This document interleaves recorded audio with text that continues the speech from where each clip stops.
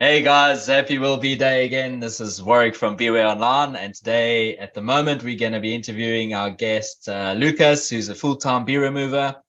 And so, welcome on the chat today, Lukas, and just tell us about yourself. Good day, Warwick. My name is Lukas. I'm from Ambrosia Honey Products, Pty. I started beekeeping some time ago, and then I stopped because it was more just a hobby for me and just for myself. And after that, I started full time, and I went to a bee removal course by BeeWare itself that helped me very much. And since then I started doing bee removals because I can build up my since I started with 8 hives, like in 2021. It was October, November, with 8 hives.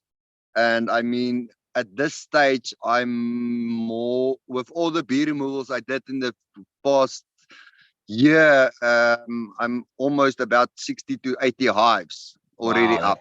amazing, man. So Amazing. yes. And Well what done.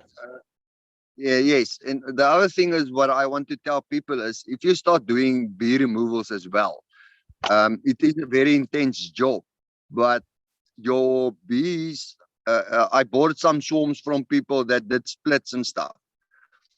Right.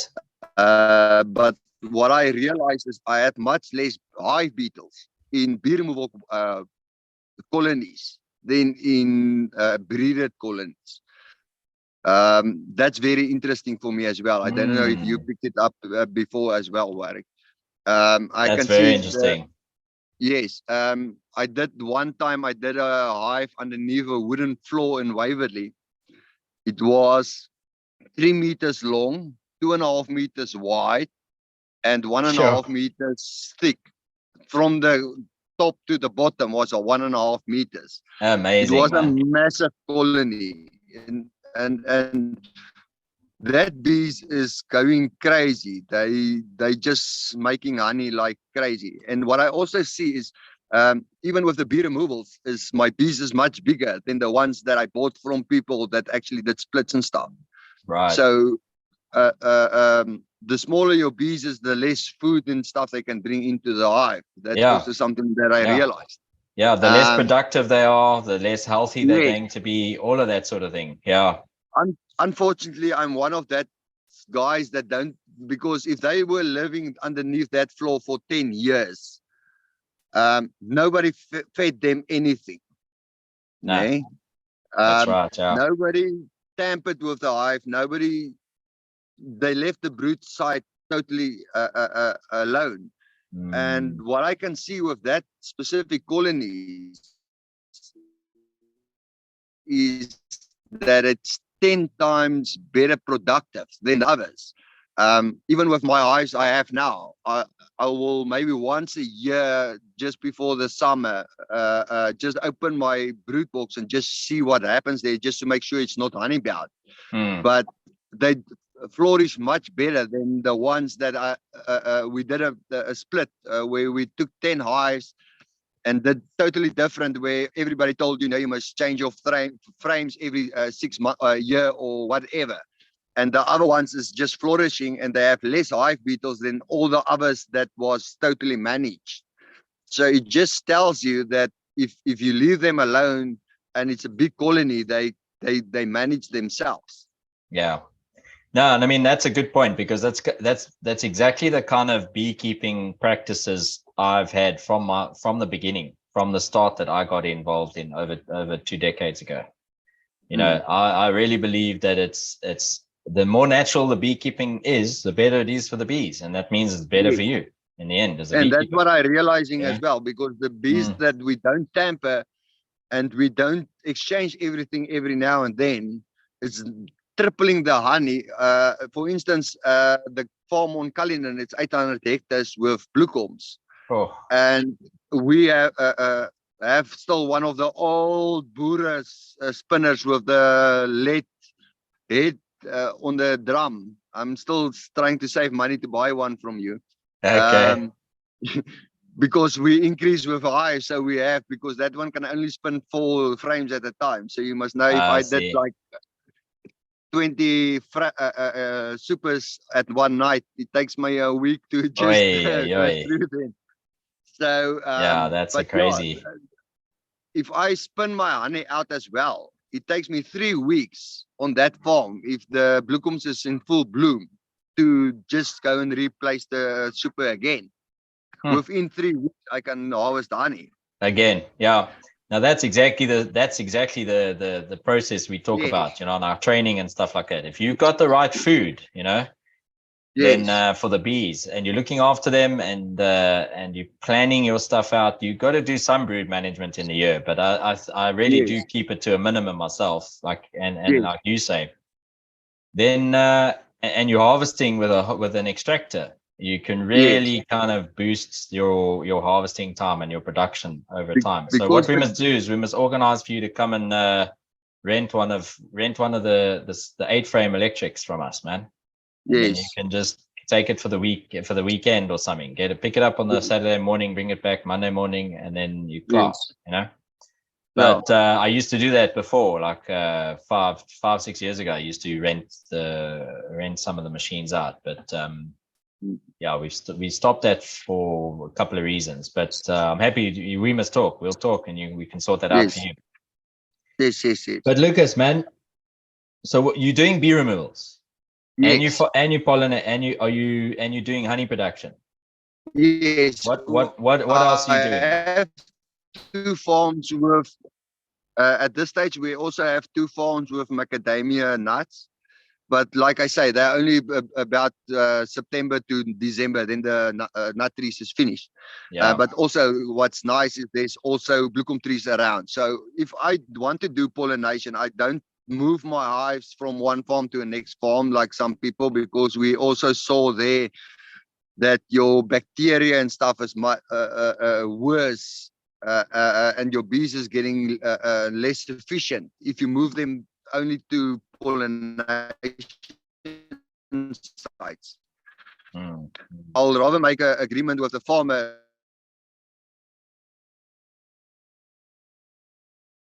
Boy, we're losing We you get on the connection there. Eh?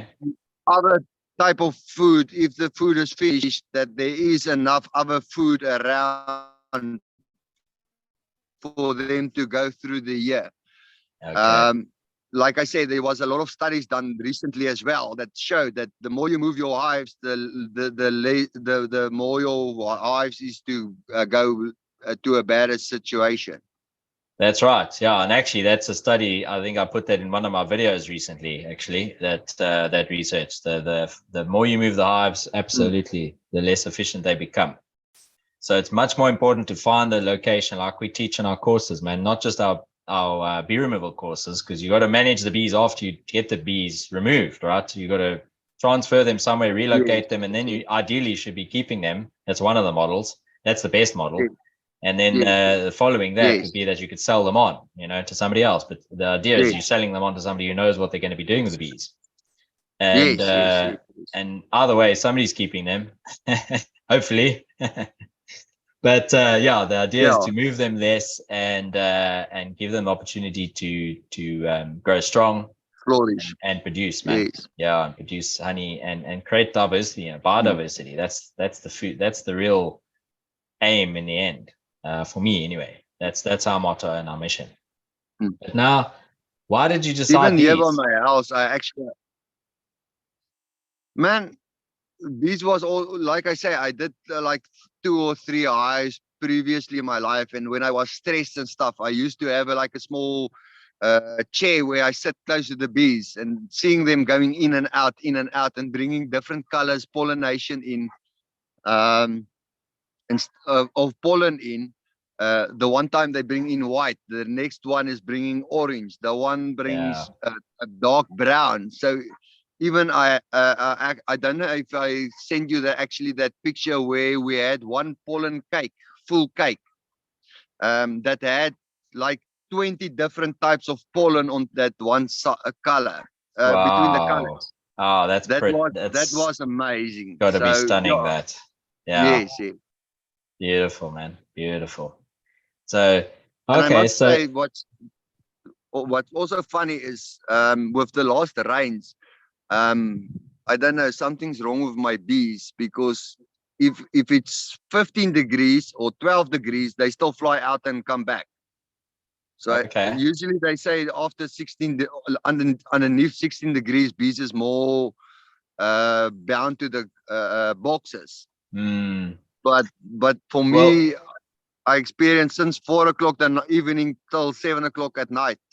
yeah, look, it will possibly be less Mm, active, but yes, our bees can work until 9 degrees, eh? yes, yes. Our bees can Like get I say, they can still fly up until about until if it's as long as it's 9 degrees or more, they yes, can still fly. But if it goes below yes, 8.5 degrees, yes, their muscles seize up. They so yes, they'll yes. survive. They're fine. They just can't fly. You know, they're Yeah, grounded basically. But yeah, that's a good observation, man. yeah. But They yeah, look it's like they were 16. frozen sticks. Yeah, so but yeah, 16 degrees is still warm enough, way warm enough for them to work. Yeah. You know, Yes, they're more likely not to fly if there's a lot of rain. That's where the big issue is going to come, because they yes, don't fly during the rain. yes, yes. But so Yes. where do you see your business going? What's the next plan for you over the next couple of years? Like I said, we're also starting doing propolis tinctures now, where we take the propolis and we Hmm. make that Awesome. tincture from that. We also started with that. At this stage, I still have uh, about 150 kilograms of honey. I built my own solar melter with an old fridge. That Yeah, works perfect. nice. Yeah, those work Yes, well, eh? works perfectly. Well, you got a little Yes, light in yes. there. You got your little light. So Oh I'm no, you're using solar, so you not, don't need a light. it's Okay, only sun, okay, yes. okay. Gotcha. And that thing goes up to about 180 degrees, 240 Magic. degrees sometimes. So I have Yeah. a vent that I turn so I can manage the temperatures. Right. Nah, it's So smart. yeah, Nice work. and then I also designed a nice BVAC now. I'll remember I spoke to you about that BVAC. Yeah. Um, yeah, so we must talk about that BVAC. I can actually, yeah, that's a story Yeah. for another time. Yeah, man. Let's chat Um, about that during the week ahead. But so yes. what? So I mean, you mentioned a couple of challenges, but I mean, what do you think is kind of for you personally? What do you reckon challenges going forward for you are, or challenges at the moment that you're concerned about? My only challenges now is with all the wood prices and stuff going up, like it's going up now, is to be able to buy new hives. Like I say, I do a lot of bee removal, so for every bee removal, I must buy a hive. Yeah, But you also don't want to overcharge the client, and then they try to kill the bees, and then, at the end they kill all the animals around them. that's it. Um, so I'm trying to be cheap, not cheap, but a decent price, but where I can also manage my fuel and my hive into Mm, the scenario. mm. I see there's a lot of people. The other day, I found a guy that's actually charging like 650 for a bee removal. So then I start wondering, how do you buy a hive for 1,100 rand or 1,200 rand, whatever the prices now is, and then still pays diesel and live off that bee removal if he only charged like 650? Yeah, Does he kill the bees? Only steal the honey? maybe. That's also a thing that I picked up by a few people that phoned me for after service. Where I got there, all the bees was killed, all the brood cook was there, and Yeah, eventually just the honey is missing. yeah. So there's a lot of fly-by-night bee removals out there as well that people must actually, and there's, especially with the African killer bee that we have here, I found there's some people doing it during the day. So, but your Way. bees is foraging at the day. So how do they do that? A bee removal for 1,200 rand during the day, but they leave half of the colony behind. So Yeah, it doesn't yeah, tell me it's man. a beekeeper or something. It's just Nah, somebody running around for a buck. that's right. Yeah, that's why we. You know, we. And that's That's why we put together our commercial bee removal course, because we wanted the pest controllers and beekeepers who want to do also bee removals on a professional basis. Come and get the 2-day training with us, man. 2 days, 2 nights, and it's like a crash course on how to keep the bees, but it's a professional course on how to actually do bee removals as a pest controller. Yes. So I learned I'm glad a lot. you're doing. It sounds like you're doing lekker. How many are you doing? Like, how many would you say you said you got about 60 to 80 hives last year? Does that mean you did that many bee removals, or was it more? Yeah, a little bit more. There was a few people that knew starting up businesses. Then they're looking for a colony or two. Then I will, but then I will sell it eventually. Okay. No, lekker, man. It's rather same as somebody asked me advice. I see a lot of that's a big problem I have on groups and stuff on Facebook as well, especially big groups, is where somebody asks. It's for us is a dumb question, but for that guy it wasn't a dumb, because you don't get a dumb question. Yeah. But everybody is attacking him. Why you didn't do a B course? Why didn't you do this? Just explain to the guy. Listen, this is the steps to follow. Instead of breaking a guy down, and at the end he kills the bees, because not everybody has that. That's why the groups is there, to assist people that doesn't know something. That's right, man. Or even if you did a basic bee group course, there is sometimes a scenario where you get into and I'm not sure what's going to happen. You understand? What's my next move? And that's where you need that advice, and that's where people actually attacks you instead of giving you that advice. So for us as Ambrosia Honey Products, if somebody wants to learn, we're more than prepared to teach them or give them the right. I mean, in the last 3 years we lost, I think, 1 colony, and that was due to a hailstorm. And that was that. Where some other people contacted me and said they had like 20 hives. There's no bees left. So then I see the way we work forward, it works. So why change anything if it works? That's it. That's also a thing that I realized in life is, if something works, why change it, or why go and tamper with it while it's working? Because then you're gonna maybe cause damage, and then you're gonna have a problem. Yeah, that's right. I don't know how you feel about that.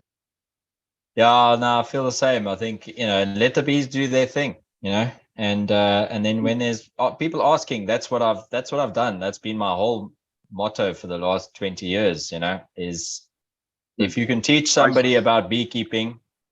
When I first started, I couldn't stop talking about bees for 3 months, like solid, like all day long, every day. I'm still like that. And I still talk about bees, and I'm still learning. Yeah. I'm still learning, and it's, I mean, this is the longest PhD I've ever had to study for, and, but, cause the thing is like in another interview with a doctor from Nigeria, Dr. Michael Ukuru. Okay. I said to him, listen, because he's a doctor, he's got a doctorate. I said to him, I'm still learning my PhD too. And the thing is, you don't just learn about bees. I said to him, you learn about botany, you learn about carpentry, you learn about management, you learn about plants. Talking with people, plants, all sorts. And then you become a pharmacologist, because you're making tinctures, or you're making creams, or candles. Then you become a what do they call the candle makers? There's a special name for them, chandlers or something, chandlers or whatever. So by the time so by the time you're done with you never are done with beekeeping. That's the thing. Once the bug bites, once the bee stings you, it's the venom's in you forever. But even my wife and my daughter is also part of the company. That's very nice. Yeah, and my wife is actually making a lip balm, and we handed out like 100 of them to different people that always had a dry lips and stuff. And no matter what they used, it never worked. And since then, all the feedback we got was just great. So Yeah, that's cool, man. we're intending on going little bit better into that as well. Yeah, But and there's that's so all. much things you can do. There's creams. She makes her own honey meat. Okay. So Same, that's yeah. all they. Yeah, so they make their own. They actually has a recipe for 7 days where you put it in a bottle, Sure. just burp That's it every fast. day. Yeah, 7 days. Gee, that's super fast. I think the fastest I've tried is a 6-week one. So No, she 7 has days one. is more of a fast. Yeah, Yeah, she has that's one. As long as it's in between a certain temperature, let's say 35 okay. to 40 degrees, and there's only 2 ingredients. Okay, honey and water. Yes. Yes, And then they put it magic. in a 2-liter Coke bottle, put it in a warm cupboard, and just shake it every day and just turn the knob a little bit. And Yeah. after 7 days, it's perfect. Wow. Hey, magic. Wow, that's pretty awesome. So, I mean, I see I've just learned something else again now. I mean, it's lekker, right? It's awesome. Yeah. I mean, that's blitzkrieg vinnig, man. That is super fast. That's like, Yeah. So, Usain Bolt running the 200 meters or whatever. That's super quick. yes. But Yeah. I'd love But to that's taste it. more for home use. Yeah, sure. No, of course. Ours is also only I'll home. send Ours you is some. only home use I must anyway. get your address. Yes. Ours But is like only I for home say, you use. still have the great taste. You have the meat taste. You have the honey taste. Magic.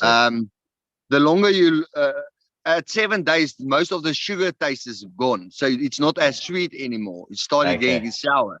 So then it's already on a nice Flavor, taste. yeah. Yes, flavor. Ah, nice, man. Nice. All right, but now challenges for you in the industry. What do you see happening in the broader industry? Not just your, for you personally, but like, or maybe for you personally, but more in the broader sense. Like, what's happening for you as a challenge in South Africa as an industry for bees and beekeeping? What I also see is you get some bee farmers. I don't know if it's really honey or whatever. They say it's real honey. Then they want to sell a bottle of honey for like 50 rand. We had now a scenario where people advertise on I think a thing for Tabazimbi, where they said 50 rand a bottle, but the minimum is 24 bottles. But if you take a bottle now, if you buy them in small packs, not pallets, it works you out like 10 rand to 12 rand a bottle. Yeah, That's it's not cheap already, for a bottle. yes. And it's Then, glass. Is it glass? I'm assuming it's yes, glass, eh? I Yeah, only yeah. sell my honey in glass. It's Yeah, much better. 10 bucks is not cheap. And then you got to take that off the 50 The bucks. 50 It's 40 rand, and bucks. then my labels cost me about 750 per label. So you're already almost on 20 rand. So Yeah. why your bees working so hard and you sell it for 50 bucks and you only make 30, not even 30 rand, because your diesel and everything still needs to go in there. That's it. So what do you actually make out of it? Yeah, I don't know. That doesn't sound viable at that rate, eh? At that price, that Yes. just doesn't sound viable. Something's amiss, maybe, eh? I don't know. It's a bit of a mystery, that.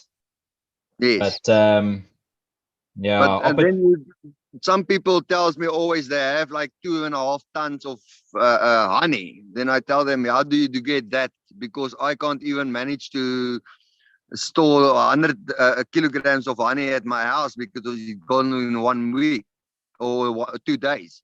Then you get people that tells you, no, there's no market. But what I just think people must start looking at their marketing strategy as well when they want to start selling honey. You can bake with honey. You can. I actually got a nice thing where people in Durban. There's a Lehigh wholesalers there, or whatever they are, Lehigh. They buy honey from me, and they supply organic health shops.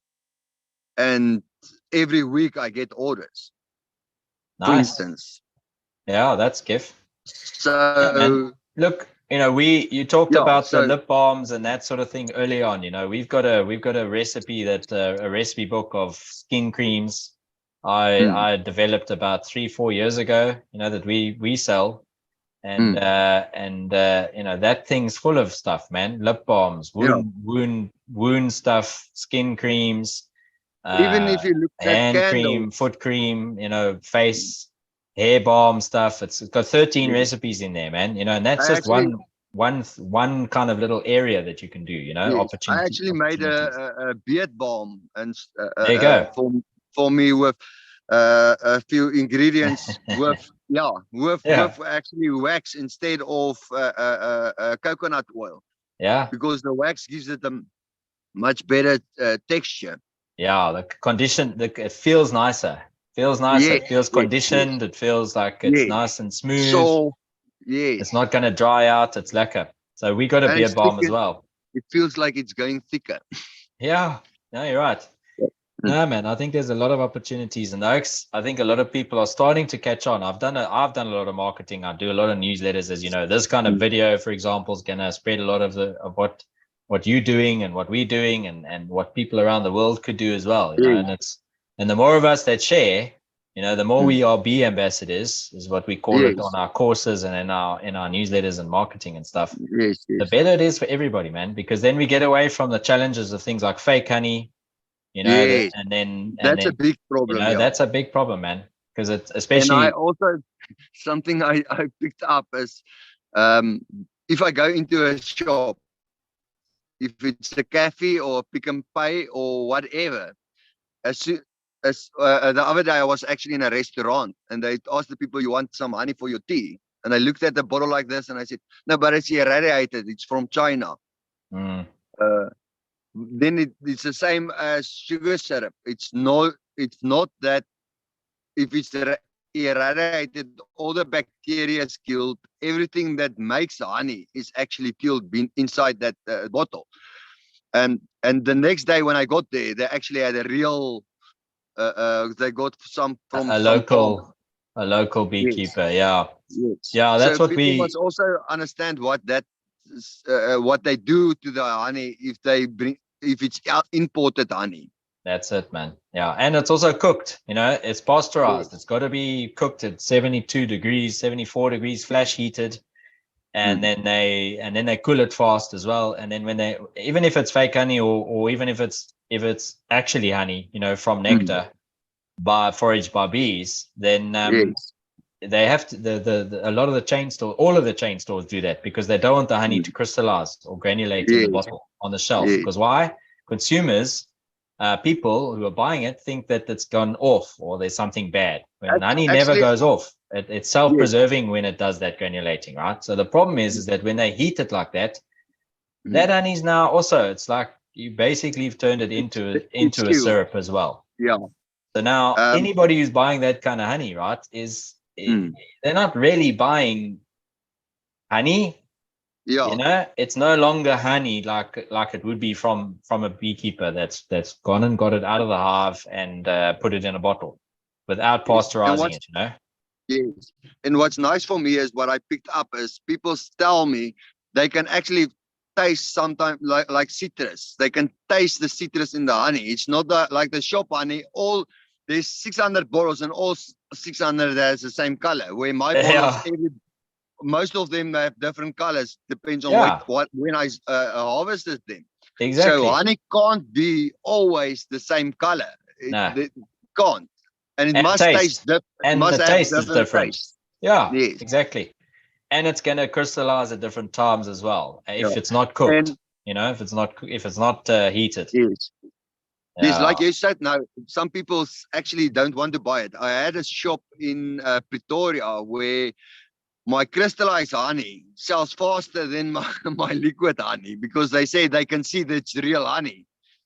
Um, that Yeah. was very interesting as well. And they Yeah. say that if it's like a fine crystal, you get most the fine and the rough crystal. That's The it. finer crystal you can use easier for a bread spread. Yeah. So It's it's buy a almost lacquer like on semi your honey. toast, eh? Yeah, yeah. The best on I have toast. a I have a perfect recipe. You take a toast, Then you put honey. Then you Uh, bake a honey egg.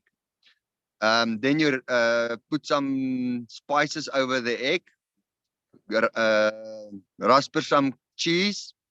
Put a lid on. Leave it for 5 minutes. Take the lid off. Put it on top of your toast. You'll never have the same oven toast again. yes, that sounds lekker. Yes. Yeah, my mouth's watering now, man. No, that's lovely. That sounds, yeah, it sounds beautiful, man. Sounds moi. All right, man. Listen, I think we got to close off. Okay, we got to wrap up. We've got a couple of other interviews, but this has been phenomenal. Thank you, Lucas, for joining us. Today will be day, and it's been amazing chatting with you. And thank you for sharing your experiences and your insights. You got something over there that you want to show us before we close off? See. Also what I realized, since I did bee removals and I had 1 or 2 hives sometimes here by my house, my peach tree can't even keep the branches up anymore. So this is one of my newest bee hives here. I leave always the grass there, it helps them. Yeah. But check it and ask, they come in with pollen and everything. They're busy, eh? Yes, that's that the one. And nice. then this is my other one here. But you can see how nicely they come in with pollen. They're lekker. And they chat with each other there. Yeah, man, that's nice. Yeah. I love seeing that. I can't get enough of viewing that, having that site, man. It's brilliant. Thanks for sharing, man. No, and I enjoy it a lot. So a final story or an event quickly, and then we're going to wrap up. Never underestimate bees. Nice. Like you get people telling you have a bee removal. First question I usually ask is, how long is the bees there? Nah, about a month or 2. And then Never.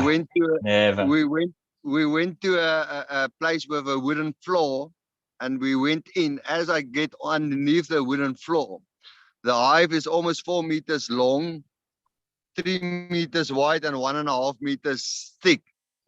Yeah. 12 hours later, I climbed out underneath the floor. How many? A full 12 hours. 12 hours. Yes. Jeez, Lucas. That was one of my worst. Yeah, that's a marathon bee removal. That. Yeah. What a colony, though. Eh? Yes. How much honey did you get? Did you get a lot of honey? There was, if I remember right, we had to go and bought another 5 buckets of 240 kilograms, that big containers. Another 5 of them just to get most of it in there. Jeez, man. It was a massive colony. Sounds like a beautiful colony. I can only imagine what that queen must be like. Yes. She must be special. And she's doing well. Yeah. Last year, what I did was, because it was a big colony, I put 3 brood boxes on, and then put her on, and then a screen. Yeah. And they performing. Beautiful. They just performing. Beautiful. No, lekker. Thanks for sharing that one, man. That's a cool story. Yeah. It takes me back to the days I did the bee removals as well, full time. My first 2 years, that's what I did. It helped, like you say, it helps you get bees. It helps you get some money to fund it. Yeah. You're saving bees at the same time, keeping people from terminating them. And like, man. I did bee removals now from a steam tractor through to a train, to a caravan, chimneys, water meters, power meters, and a whole lot of different places. I've been in now. Owl boxes, I'm sure. Owl boxes, a few. That's a big one. Yes. Yeah. And pool pumps. They like most pool pumps as well. The worst ones was the steam tractors and the steam equipment. From Willem Prinsloo Museum, I actually sponsor them, or I help them to do a lot of their bee removals for free. So, but that that was more for the experiences because it's a steam tractor and it's old style and it's a total different type of thing. So it's not like a Yeah. normal chimney or No I way. actually, I actually just hold on, just give me a sec. I All actually right. have a bee removal for your next course if you're interested. Okay. Cool. Um, for your students, I have this some concrete mixer. I don't know. Boy. Check out the pieces. There they go in and out with the pollen. Well, yeah, I see. I see there So in the yes, rusted bit. Yeah. and it's almost fully built. It's almost fully built. So if you want that for your next bee removal course, you're more than welcome. Okay, man. We'll keep that in It mind. But will be that's gonna be a job and a half, eh? no. Actually, what I did the other day, I had one that was in a manhole. So I made me two hooks on the manhole, lid, Mm.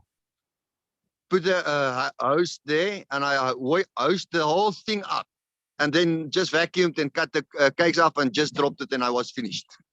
So Wow. with this, I will say I will also lift it up and work from the close the outside holes and work Right. from the big bottom hole because it's an old concrete mixer. Ah, I didn't realize it was But open at the bottom. Okay.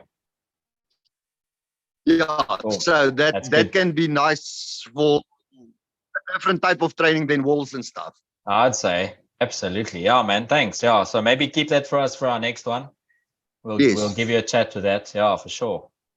Thanks, Like I man. say, it's just standing there at the back. That's Okay. if I move my eyes, that's my backup. So, but like I say, you if you do bee removal courses, you learn like how to take it out of a wall. But what do the student do when they get to something like this? So Yeah, then your second night you can maybe do it like this. So that's just it. to give a different scenario on what to do in different scenarios. Yeah, yeah, no, perfect. Because it's not always going to be the same. I mean, Yes, yes. we know that for sure. And difficulties always change. It's Yeah, never the same. that's it. So Yeah, yeah. yes. No, good, man. All right. Okay. Well, thanks, Thanks, man. sir. I'm going to put your details in the description below. So, guys, to Okay. get hold of Lukas, you want to do bee removal, have a bee removal that you need done, get hold of him. He's professional, working around Gauteng area and surrounds, and he'll sort you out with a quote if I you need actually went one. up to Limpopo the other day. Oh, there you go. So yeah, I I mean that's most yes, really looking after the bees, but yes, nice yes. one. No, no, we go far. Ah, it's good stuff. All right, Lucas, So thanks be again, safe. man, and all the best for the Thanks, boss. weekend, and enjoy the rest of We'll Be There. Okay, we'll chat soon. You too. Thanks. Thanks, Lucas. Bye. Ciao, man. Bye. Bye. Bye.